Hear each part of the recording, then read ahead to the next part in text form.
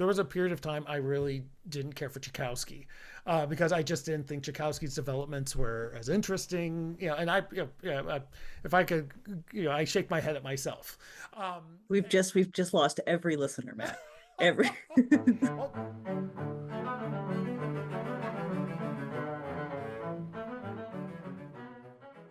Hi, everyone. Welcome to OSA Backstage. This is Dani Meyer, despite the quality of my voice. Today's episode is a little different. It's just myself and our guest, composer Matt Fuerst. Matt is not only a composer, he is a good friend, and he's the brainchild behind our program notes for the Omaha Symphony. Something that I really love about Matt is that every time I send him a program, he finds the score and does a deep dive on the music itself. And so I thought, for this really classic Masterworks program that we have coming up at the end of April, there's no better person to talk about what makes a symphony than Matt Fuerst. I think you're in for a treat. This is definitely a nerdy deep dive, which, let's be honest, that's my favorite. And I think you're going to have a good time. Enjoy. they're like, oh my God, Dad's recording the podcast. yes. Oh, hi, Matt. How are you? Oh, hanging in. How about you guys? How are you all doing? We're good. We're good. My voice is an octave lower than usual. Patrick gave me his cold Oh no, or I'm so allergies. sorry. It's fine. It's just this for now. So I have the mic set up, so hopefully it'll actually catch up this like bass baritone register that I've bottomed out into. Sure, Um, sure. would you please introduce yourself? Sure. My name is Mathew Fuerst. I am a composer, and for the last two seasons, I've had the wonderful joy and honor of writing the program notes for the Omaha Symphony. I'm so pleased to have you on, primarily because I have all these questions. It's going to, you know what, Matt? It's going to feel like your daughters are interrogating you, and I'm very curious if they've asked similar questions. Because we have this one, I love the fact that you're a composer who has been deep diving into program notes, because half of the time you send them back, you're like, I had no idea that like Sibelius did this or that whole structure did this way. It's like, Yeah. aren't you who so okay, so what are you learning when you go to composition school? What are they, is it totally dependent on the teacher? What are they walking you through? Like, how does it even start? Oh, well, I Sorry. think that's okay. I think it depends on the teacher, and it honestly depends on the student as well. I think there's a lot of factors that go into that. I think it depends on the age of the student, the goal of the student, what they want to, where they want the careers to go, what they want the careers to do. Again, a lot of factors that go into it. And I'm always a little weary about Okay. saying composition is this or that because, as I tell my own students, I could have 10 composers in the room here, and if you ask them how do you compose, you get 100 answers. So That reminds me of this great. I was playing with Cincinnati the same week that one of their percussionists retired, and mhm. he made a joke that he'd performed Ravel's Bolero under seven different conductors and 23 different tempos. And I thought that was the funniest thing That's I'd ever amazing. heard. Okay, so in your case, Mhm. when did you know you wanted to be a composer? And how did that even, what were your next steps? So for me, it actually started really young. So I was born in outside LA, and then my family moved outside Chicago when I was six or seven. Anyway, uh, and my mom, when we moved, bought a piano. She was thinking about starting piano lessons again, things like that. She had taken some as a child.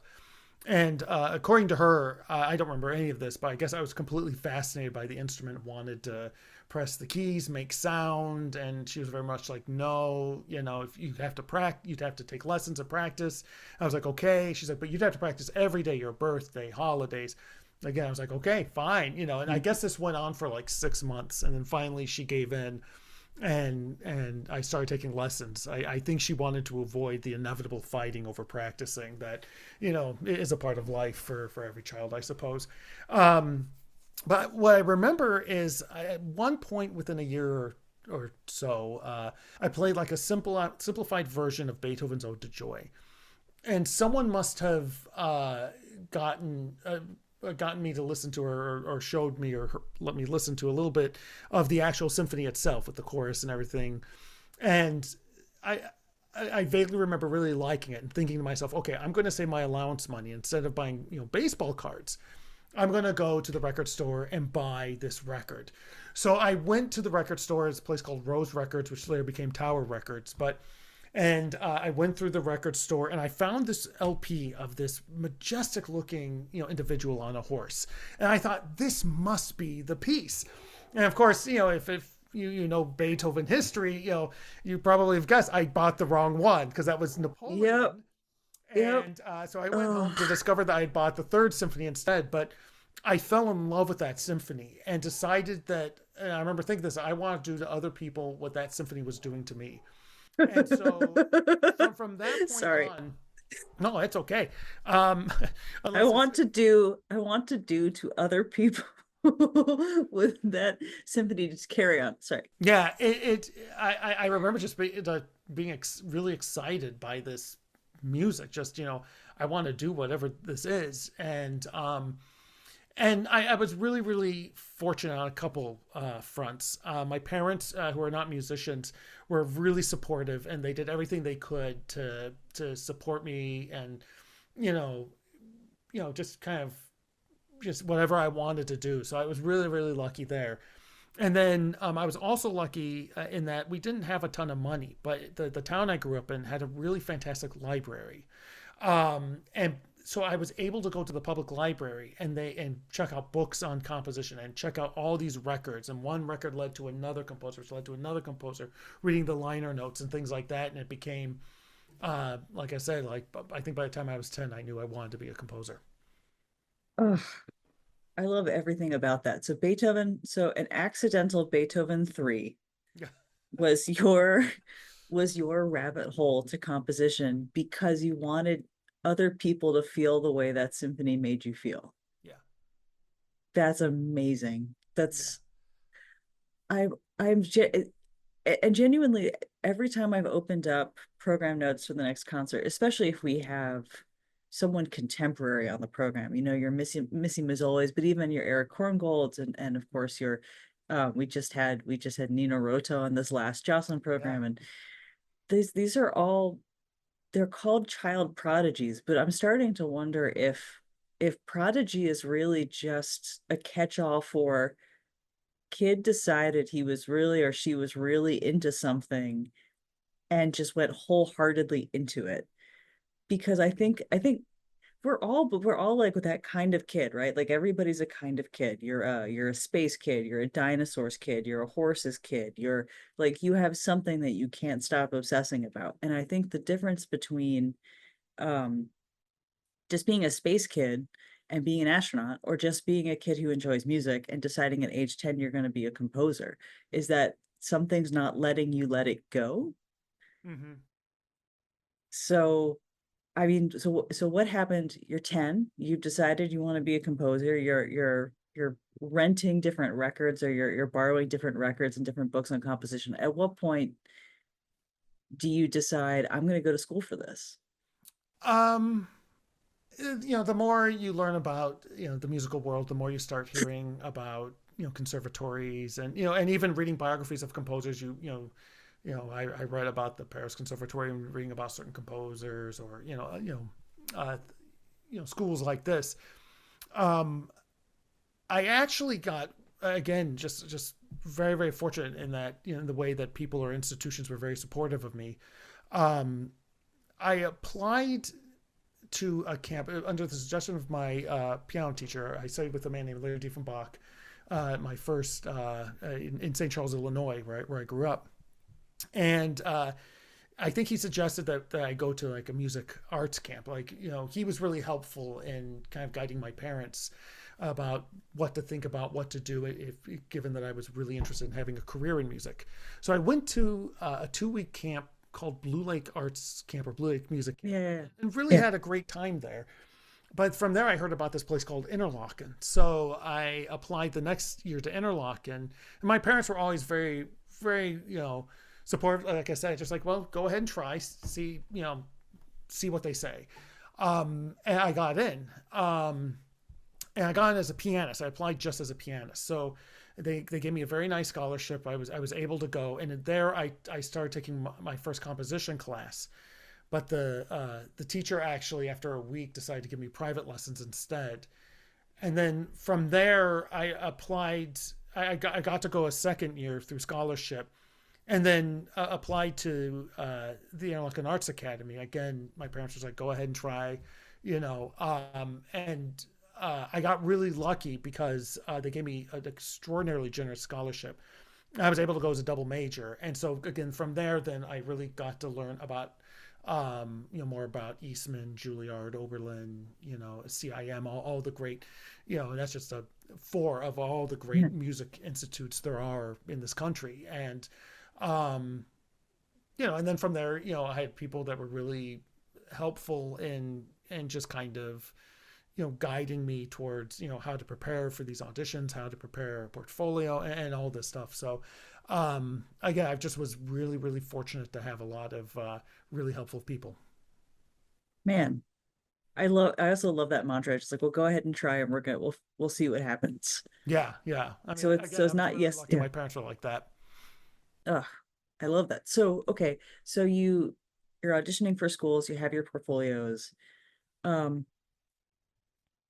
You were already into orchestra music when you and I met. Mm-hmm. But do you remember what your first orchestra concert was? Was it at Interlochen? Honestly, I was thinking about this. I truly do not remember. I'm trying to think about it probably.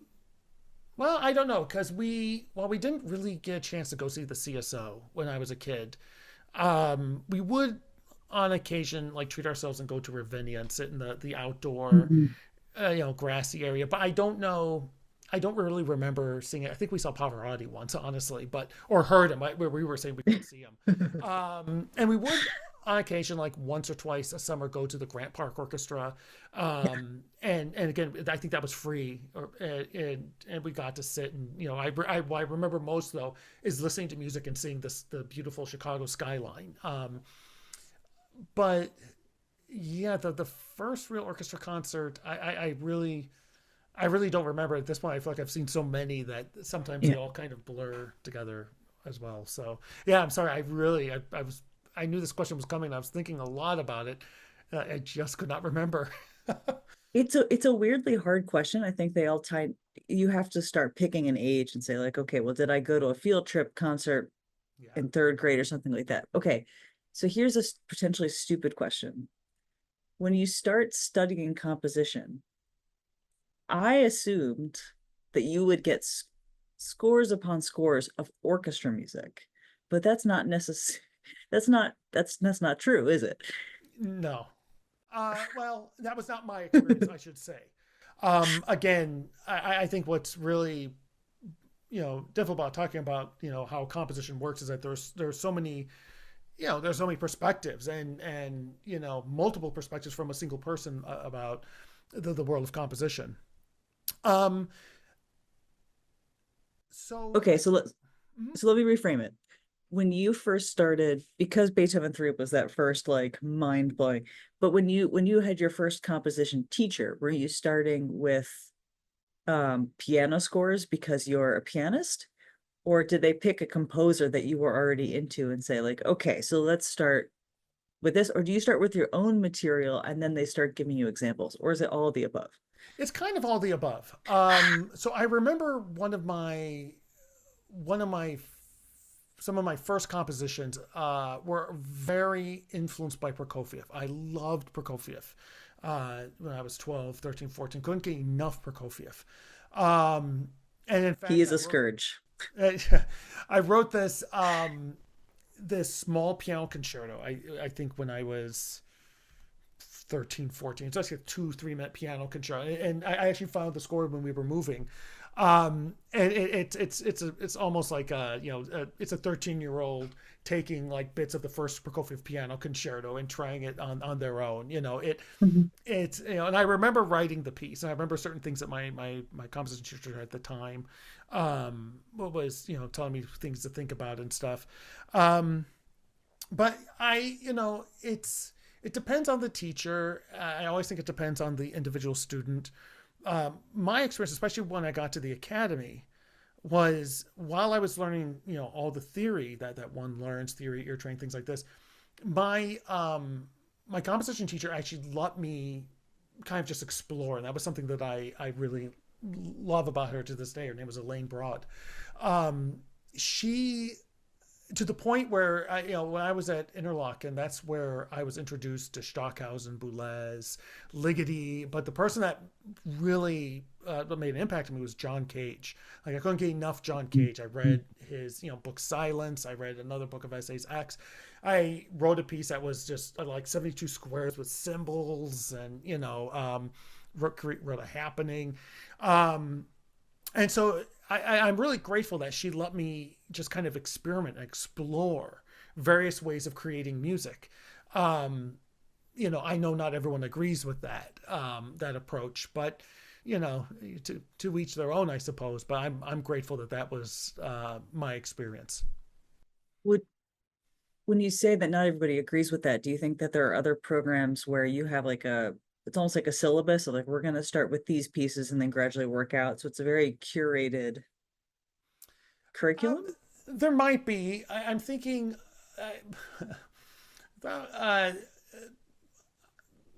There was a composer who has since passed away that during one audition made it very clear that he thought John Cage was a fraud. He thought what my teacher was doing was absolutely not the right thing. He was really unhappy about the fact that I had not completed training in species counterpoint, yet was doing all these other things. I was 17 at the time. And so he obviously disagreed with this approach to composition, and fair is fair, I suppose. And I kind of, as I've gotten older, I see his point a little bit more now. But for me and for what I was interested in, I really appreciate the fact that Dr. Broad let me try things, and she really tried to give me guidance and gave me scores, and actually, again, another shout out to libraries. But I remember at Interlochen, the librarian at the music library, they had like a where you could turn out records and CDs and stuff. She was it got a point. I checked out so much stuff that she would actually pull things out that she would find that she thought I would be interested in. So I would walk and she'd go, Matt, I got these things here. I was like, oh, awesome. And I would go home and check them out and things like that. So come on. So again, it's shout out to the importance of libraries, I suppose. Yes, absolutely. Shout out to libraries. Yeah. Good. Okay, so what I really am hearing and what I'm loving is this idea of everyone around you say like, oh, this is a rabbit hole kid. If he finds something he's interested in, he's gonna deep dive it just forever. And we'll see what happens. Okay, I'm not gonna. I apologize. Maybe I shouldn't try and generalize your entire life. I guess I don't know. It just sounds like your teachers and your librarians collectively saw that you were curious and just kept letting you be curious, which is half the fun of of trying something. Okay, so does that mean that you've written at least one symphony? Mm-hmm. I know that. You've also written quite a lot of chamber music and solo piano music, but did that mean that you weren't really? No, that's not true. Okay, so to back up for the listener, because I know Matt, and so I'm cheating. I have all this knowledge of Matt. So what I know about Matt is that what he told me when he was getting ready to write notes on Dvorak and Elgar for our performances back in February, he told me that his teacher at Juilliard, Carigliano, I think it was Craig. No, okay. Maybe I can't remember what I said. So Carigliano or Rouse, one of them would give you listening assignments. Oh yes. Rouse. Okay, so Christopher Rouse would give you listening assignments on certain composers, and Elgar was one of them. Mm-hmm.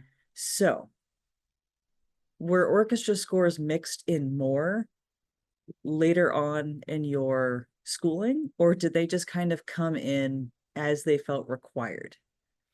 No, I, uh, I remember again, it's just the luck of being at Interlock, and it was the first time I had access to orchestral scores, so I would check them out and look at them and study them just kind of on my own.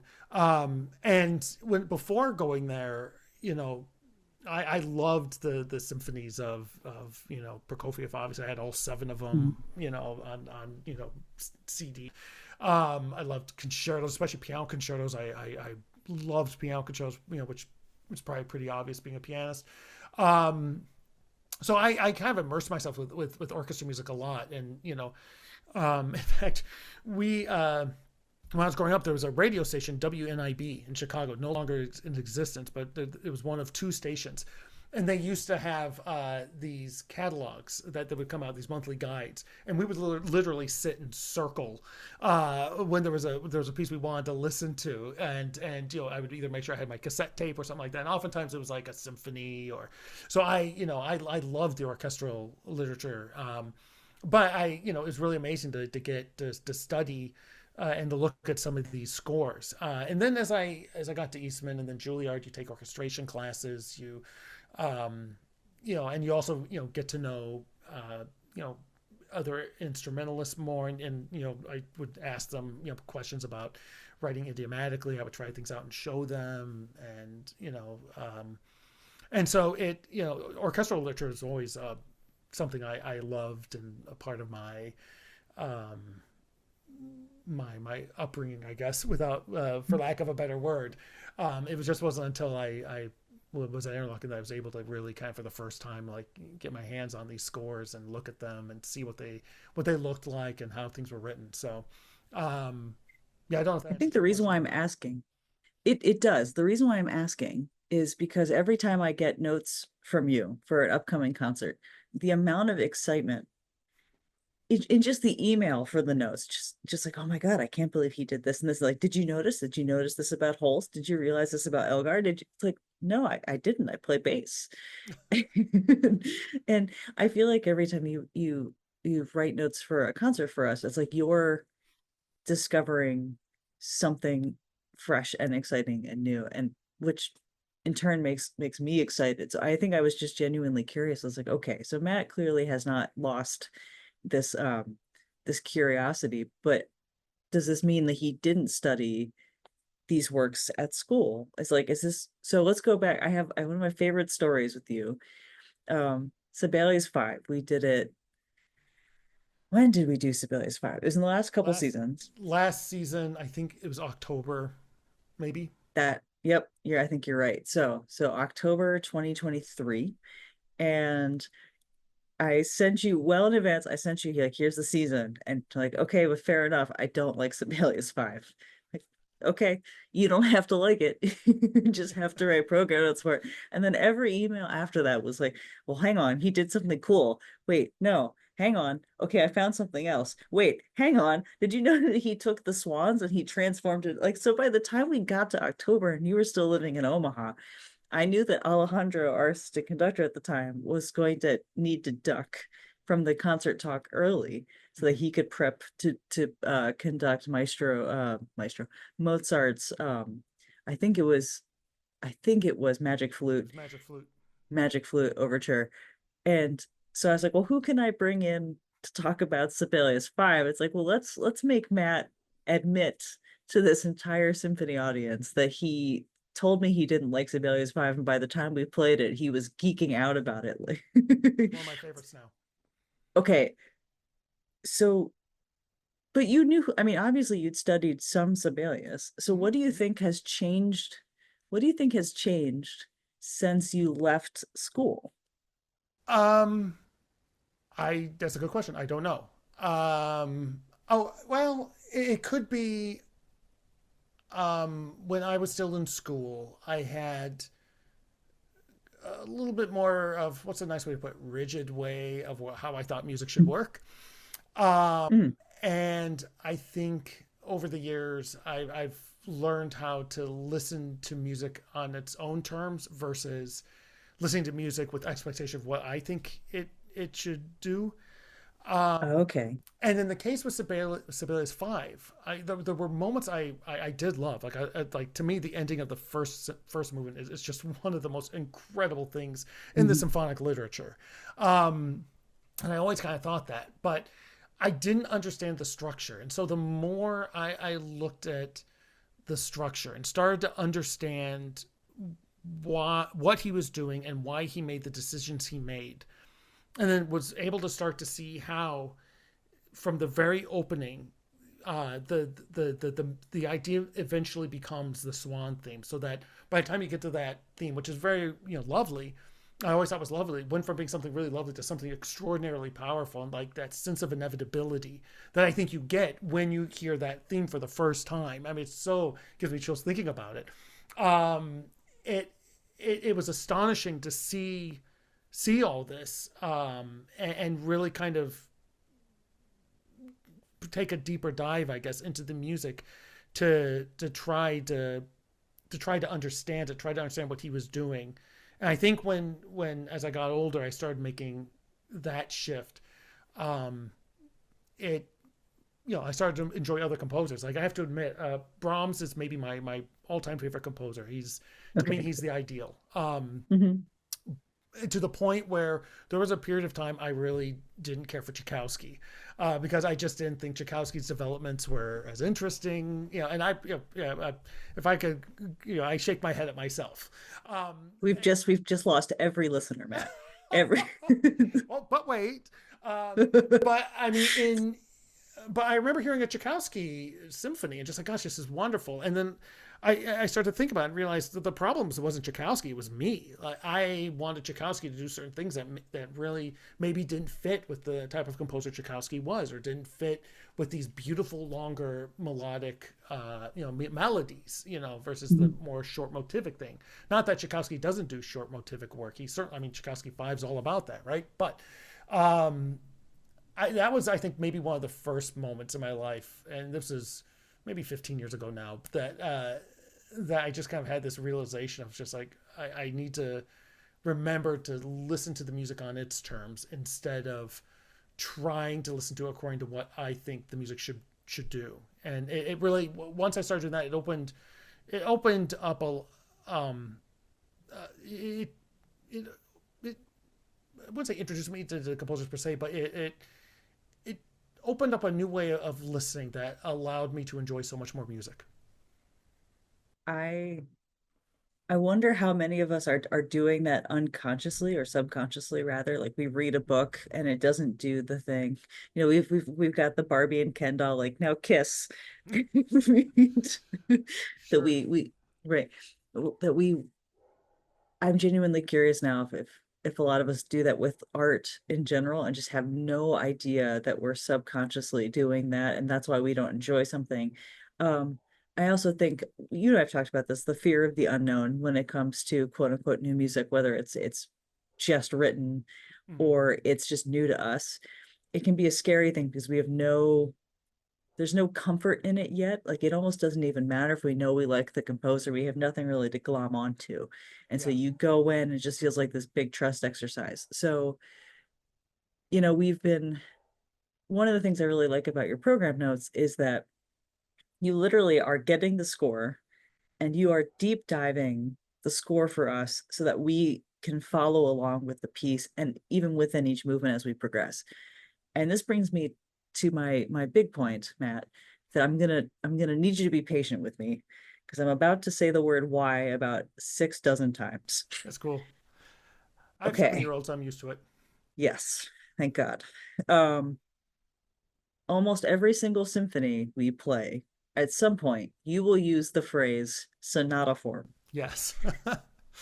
Okay, so my first question is where the heck did sonata form come from? Do we know when it started and why is it still used now in 2025? So where did it come from, Matt? Because the thing is in everything. And what is it? Okay, so I think let's start with the what is it. So sonata Yeah. form is is a formal structure in which you have three main sections, what you call the exposition, the development, and the recapitulation. The role of the exposition is to introduce the listeners to the main musical material, and often it's broken up into a first theme and a second theme, so that there's a key change within that, and that is one of the crucial elements about its evolution.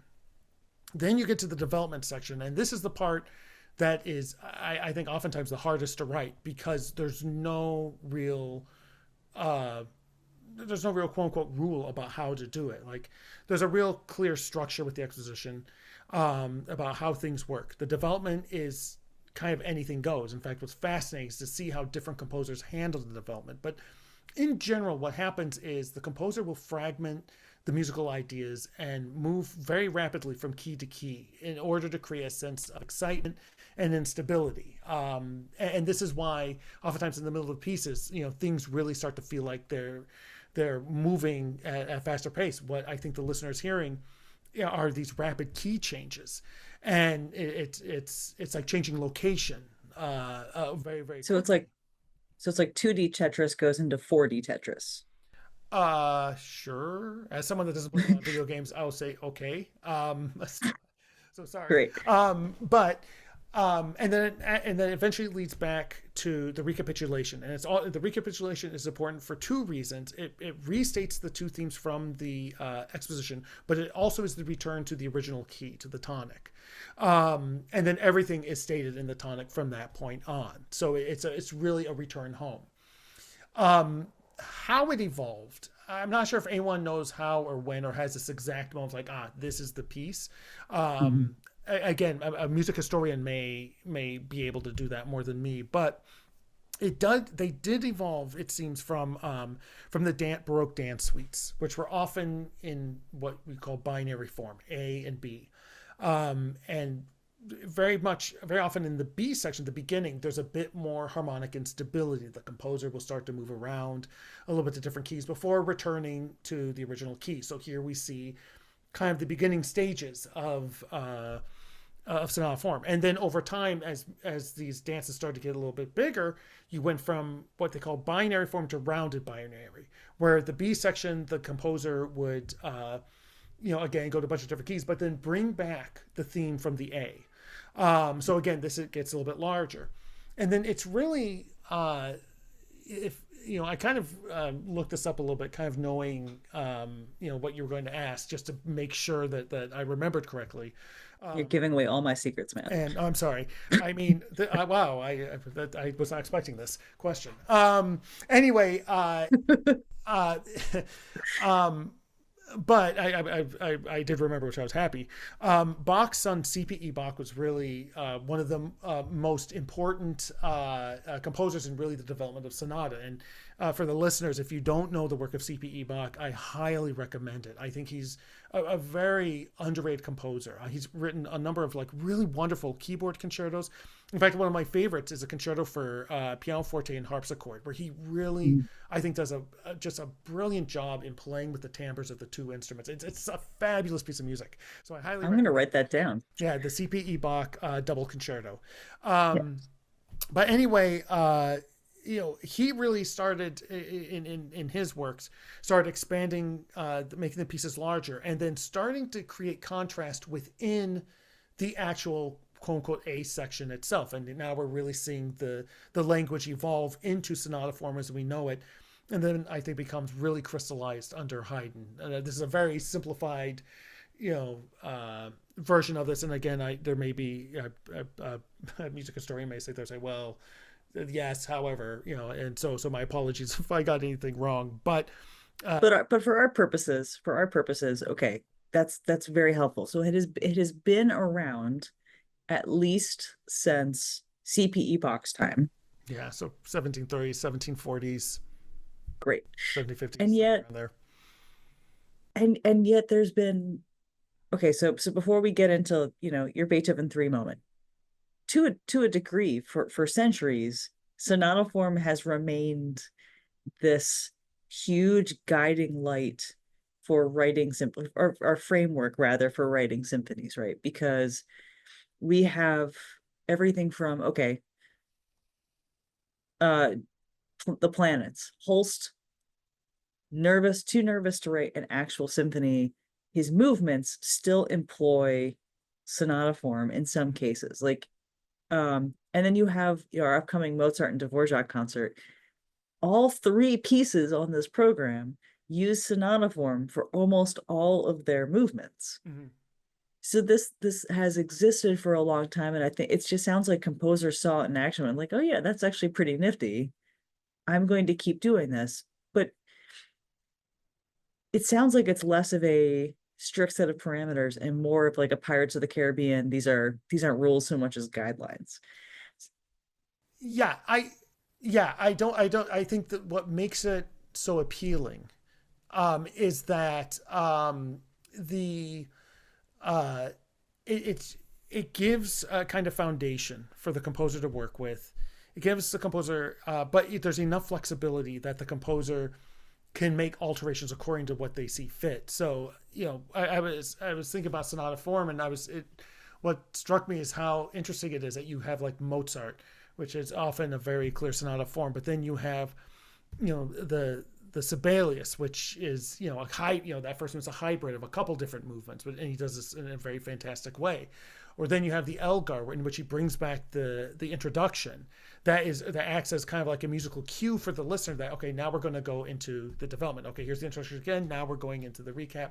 But then, I as I was saying about the sonata form a lot, I kind of chuckled because I remember a few years ago, just for fun, analyzing the first movement of Ligoti's Piano Concerto. It was a piece I played as soloist at Eastman my senior year, but I never really sat down and analyzed it because I was way too busy trying to, learn the notes. And what struck me when I did the analysis was like, it's basically sonata form. But what's interesting is I'm not sure, because of the harmonic language, one would ever think of that. In the same way that you asked about the Elgar and Sibelius, one of the things that I think I had trouble with was because the harmonic vocabulary is so, much more traditional than say other pieces, that I instinctively immediately thought, okay, sonata form, and that set up a certain amount of expectations. That it took me a while to understand, okay, this is something a little bit different. And once I understood that, my appreciation of the music, and in both cases these were pieces that I was initially ambivalent about at best, I ended up falling in love with when doing the program notes, when I understood what the composer was doing more. Okay, so in this case, it's kind of like, weirdly, having this framework can make you assume things that actually aren't true about the music itself. Is that? I think it's more the musical language, the harmony. So, like with the Ligeti, because it's which again is if anyone listening, I highly recommend the Piano Concerto, an absolutely fabulous piece of music.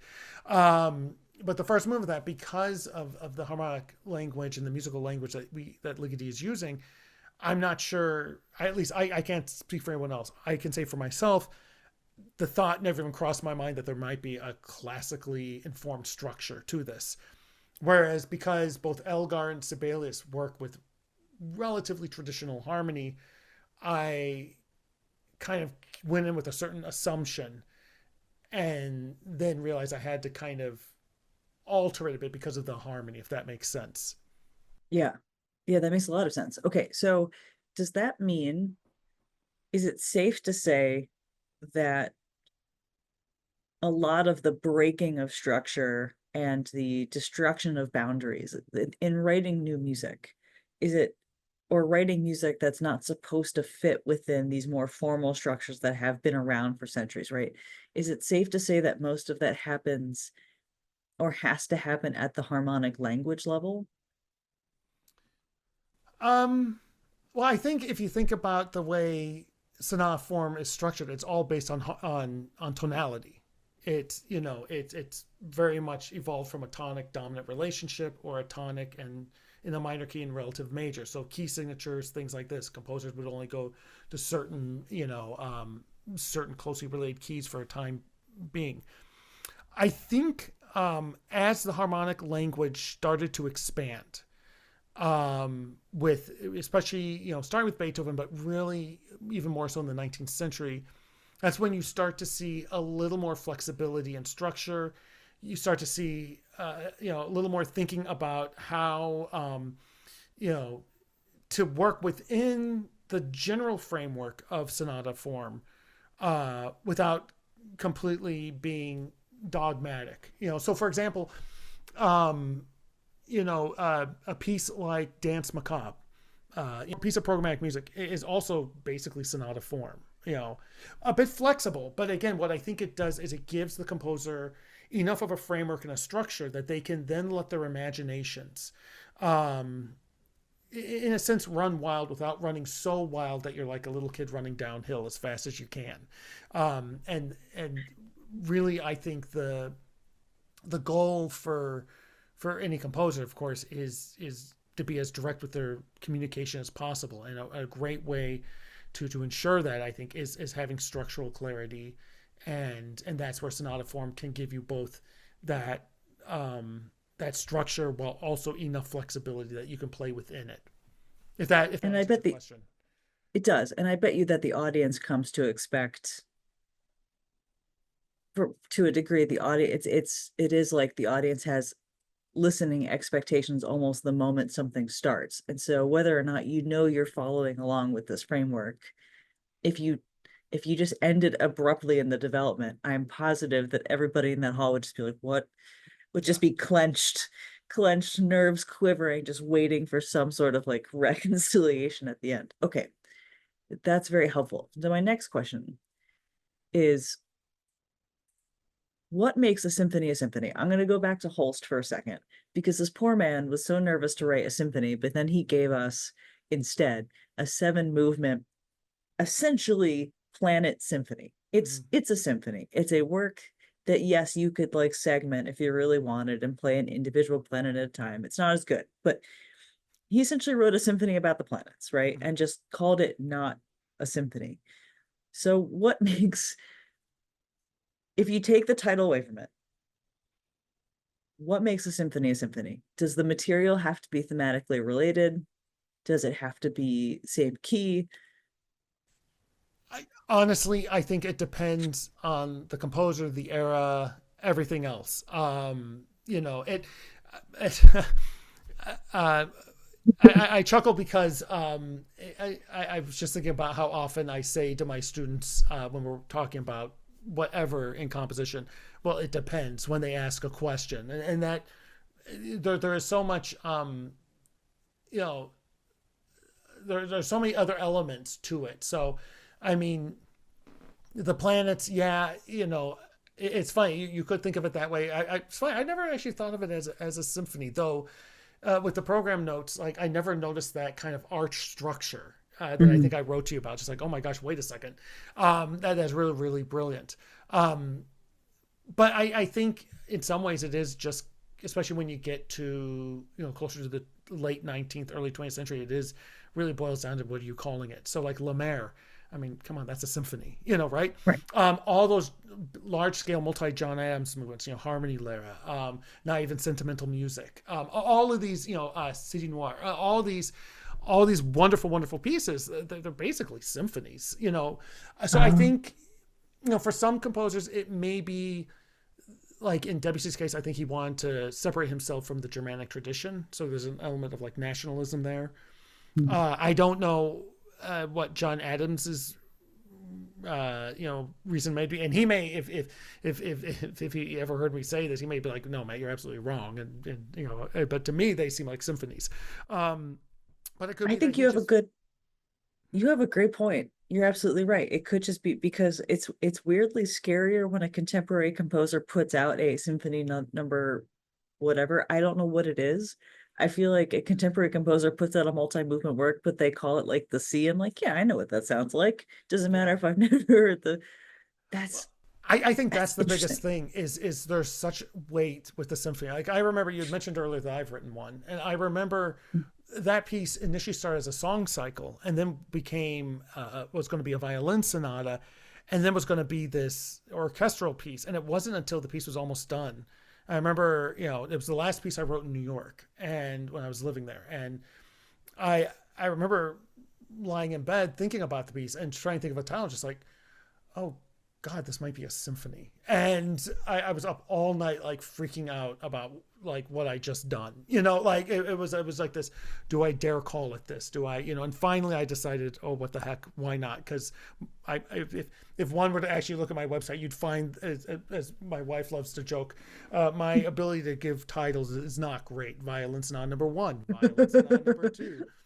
There's nothing wrong with simplicity. There's Yeah, absolutely nothing wrong with simplicity. But I can say for my own personal experience, it was scary to try to wrap my head around potentially even calling it that, and then eventually I was like, okay, it made sense to me, and oddly enough, in hindsight, it was kind of a capstone to everything I was concentrating on as a composer. At the time, I didn't know it was going to be the last piece I wrote in New York as a New Yorker. And so it in hindsight it looks even more fitting now, but at the time it was a really nerve-wracking thing because of the weight of saying symphony. So I mean there's probably a bit of that as well. I think in the 20th century there was again a distance from the norms of the 19th century. New symphony, new century. There's a new musical vocabulary. That is old hat. I think there's a bit of that as well. But Mahler versus Strauss. Yeah, absolutely. Mahler doesn't make it easy with every symphony. What does he say? Something along the lines of like, should be a world unto itself or something like that. I mean, gosh, you already have enough, struggles with like Beethoven and Brahms, and now you have Mahler saying this as a composer. Come on. But I mean, to be fair, my music history teacher used to say that Mahler couldn't turn off the tap. So I think he had too many worlds unto himself in each of his symphonies. But yeah, but I think, but I really think it's fascinating because I think every composer approaches it differently, and that's kind of what makes all of this so interesting and so wonderful, so cool, and why it's so hard, I think, to say it's this or it's this, because for every individual it's slightly different, and that's why we have this incredibly rich, world of just wonderful and different music. it's very maybe it's Brahms's curse also on the rest of us. Schumann cursed Brahms and gave him 20 years of anxiety before he cranked out Symphony No. 1. Yeah. And so maybe Brahms's 4 stunning, perfect, don't change a thing symphonies makes everybody else all the more nervous to title theirs symphony after him. But that's, it's personal speculation. But okay, that all makes sense, and I just want to shake my fist at it, because I guess you can't have concrete answers with composers who have long been in the ground, and I'm sure spinning in some cases with how their symphonies are being interpreted, or their non-symphonies are being interpreted. But here's a question. Just happy that they're being played. So it that's a much more optimistic. Oh, that's a much more optimistic view of it. Okay, so here's a more fun question, which I did not put in the outline, so I actually get to surprise you this time. If you could have studied with any composer that was gone before your time, who would that be? Ooh.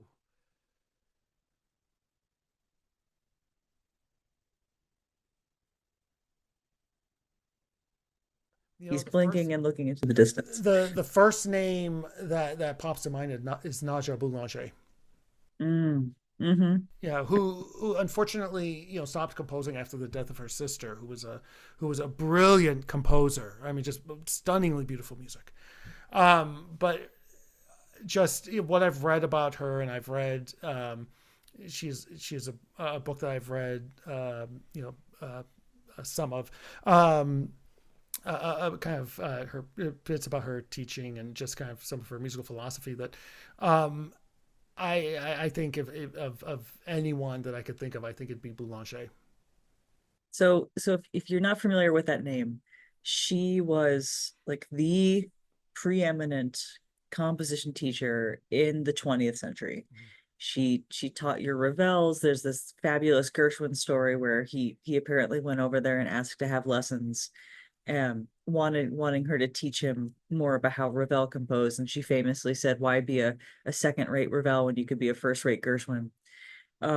Just her name is attached, her pedagogy, her hands are on everything good 20th century. Ah, that's a good answer, Yeah, Matt. she's taught everyone from Philip Glass to Aaron Copland to Piazzolla to, I mean, it's an incredible list of composers. One of my favorite stories, and I don't know how true this is, but it may just be kind of one of those anecdotes, but I love it anyway.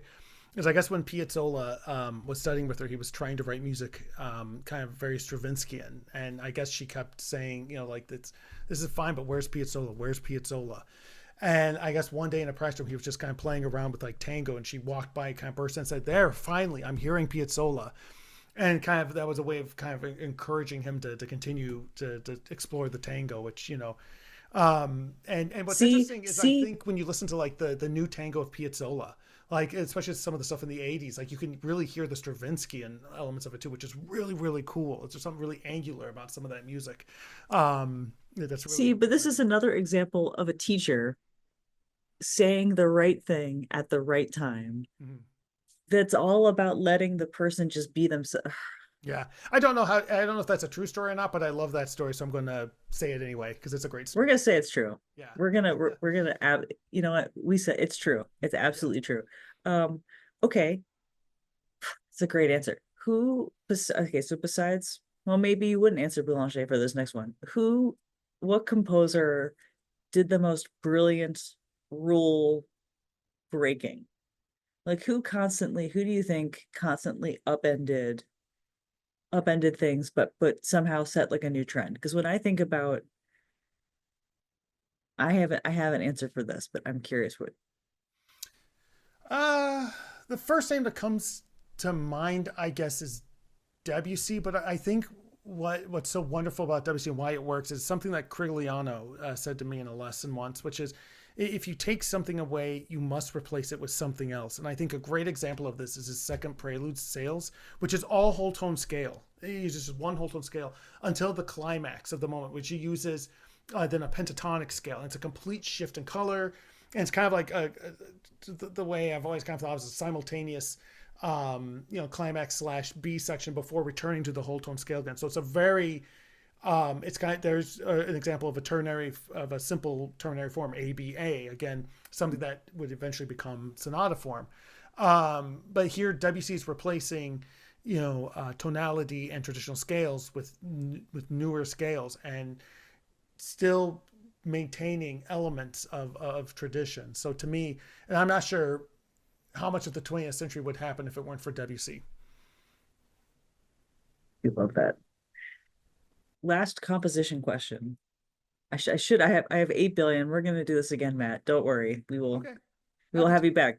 There's never any shortage of mostly me looking through my bass part going, why in the hell would he write this like this or she do this? But So can I tell um you something? Every now and then I have to play my own music, and I ask myself the same thing. why did Why did I what do idiot this? what idiot wrote this for me? Yeah, Wait. is there a four-letter word here? Like, come on. So, Oh my so God. I get that. Even my favorites, I have moments like that. It's like how dare you make this hard and good? How dare you? Okay. What composer do you think laid the best groundwork for the composers to follow them? Whether, you have Boulanger as a fabulous teacher, but maybe someone not necessarily laying the groundwork as a teacher, but just as a composer. Is it someone like Haydn? Because when I think of, he's the grandpa symphony, right? Like his 104 taught Mozart, taught Haydn, taught Mendelssohn just by existing. Who do you think did the best work at that? The first name comes to mind is Bach. Um, I think it's really hard because I'm not sure there's just one. It's there's so many wonderful composers. There's so many kind of branches that simultaneously like spread out and then kind of interconnect, and it's there's just so much wonderful music that I don't know to say there's one is it feels very hard to do. But I mean, if I were to say one, just off the top of my head, I guess Bach. That's a really good point. That's a But really good it's point. Yeah. it's again, it's kind of like when I think about, you know, someone sometimes asks, who my favorite composers, and generally I'll say Brahms, but like right there is Ligeti, or right there is Messiaen, or Steve Reich, or Mhm. all sorts of composers, Caroline Shaw, all these really wonderful composers. That I'm sorry, I just heard my kids come home and they just saw the teddy bears. Anyway, uh, it's really kind of hard to say, because no composer works in a vacuum, right? So it's you're informed by music all around you, and not just even quote unquote capital classical music, but like music, popular music, events of the world, events in one's own life. All of this plays a role in the music one writes, which is why it's so fascinating to listen to a composer's entire work, to see how they develop as human beings, and as composers, and as artists, and think about what may have informed some of these changes for them. I don't know. So you're saying That was a really long answer. I'm so sorry. that's a great answer. That's a great answer. So what you're saying is that the best thing you can do is to be curious and Yeah, to devour as much of these people's work as you can. yeah. There's so much phenomenal Mm. music out there, and honestly, I think right now in particular is I suppose every composer feels this way during their own lifetime. I really feel like today's an absolutely golden era of composition. There are so Mm. many wonderful composers out there. It's really astonishing how many wonderful composers there are in the world. And in fact, doing what I do, I teach online composition, so I get to teach people all over the world. So I'm constantly kind of just in awe of like what people are doing, what people are creating, perspectives that they're bringing to music, and how much richer our musical language is. Um, that and people being represented today that 100 years ago would never be able to have their music played, which only makes our language even richer. It's Mhm. such is such a wonderful era, I think, to be a musician, and to be a composer, to be able to hear all this wonderful music being written today, and a lot of You're it's absolutely, accessible. yeah, it sure is. And it all sounds completely different too. I think that's the really stunning thing, is that it doesn't Yeah, seem to matter how many centuries of music you're listening to. Once when you find someone good, it's like their voice just, you find another place in your head for them. And it's, you're absolutely right. Matt, yeah. last Well, it question. makes me think of this Marcel Proust quote. It was it the Mhm. real voyage of discovery consists not in seeking new landscapes, but in having new eyes. I think that's it. But anyway, I think like that's what makes all of this so wonderful. Why like something like sonata form is so fascinating, because you can see how different composers from different walks of life, from different eras, from different countries. One thing Corigliano always said to me was, I'm a 21st century composer. What does it mean to write insert form or piece in the 21st century versus the 20th or 19th or 18th? What does it mean to be one living in the States versus in Finland, or in Japan or China, or Mhm. anywhere in the world? Um, it what does that how does that inform your music? And so I think that's where, again, going back to sonata form, where sonata form can be such a wonderful structure, because people because you can use it to your advantage, and it's not limited to I believe anyway, to just one perspective. You can shape it to what works best for your own musical language, your own experience as a human being, your own experience as a musician. It sounds like it lets you be curious and it Yeah, lets you I figure think things so. out. And it lets you play within parameters. I love that. I have one last question for you. We ask everybody. Hmm. You're a pianist and a composer, Hmm. but if you had 30 minutes, no consequences, could do anything. I'm gonna expand it out. Could do anything related to orchestral music. What are you doing? I would like to have all the percussion instruments and just have a field day for a half hour playing them all. You and the rest of the world. Okay. Yeah. All right, we're gonna have I'm gonna figure out some sort of percussion instrument petting zoo for everybody who has secretly always coveted the percussion section. Matt, thank you so much. This was a joy. We will do this again. Oh, it is my pleasure. Thank you for having me. Thanks. Oh, it was so much fun. Thank you, Matt. Oh, my pleasure. Awesome. Awesome. I thought of one more piece of joy that I need you to say out loud for everybody, which is, what is the full name of your dog? Oh, it's it's Igor Maurice, named after Mhm. Stravinsky and Ravel. Our first dog was Yurgi, Mhm. who's named after Ligeti. So Perfection. That's perfect. We can end here. We're good. okay, perfect. Yeah, yeah.